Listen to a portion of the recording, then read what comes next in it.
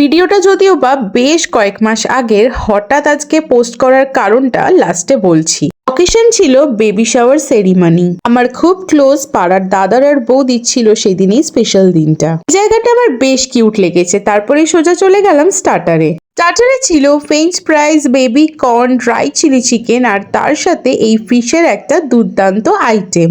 নামটা না আমার এখন আর ঠিক মনে নেই, তবে এটা খেতে কিন্তু বেশ ভালো ছিল আর ফিশটা পুরো ফ্রেশ ছিল। স্টার্টার খেয়ে পেটটা বেশ ভারী লাগছিল, তাই মকটেল কাউন্টার থেকে নিয়ে নিলাম একটা গ্রিন ম্যাঙ্গো মজিতো। ঠিক বললাম তো? মেন লোকের সাথে ফাইনালি দেখা করে চলে গেলাম সোজা মেন কোর্সে। প্রচুর খাবার ছিল। প্রথমে স্টার্ট করলাম স্যালাড আর তার সাথে নিয়েছিলাম মাটন কিমা চানা। এটা ছিল পালক চিকেন। ঠিক বলছি কিনা জানি না, তবে অনেকদিন আগের যেহেতু ভিডিও, তাই এখন মনে নেই যে কোনটা কোন আইটেম ছিল।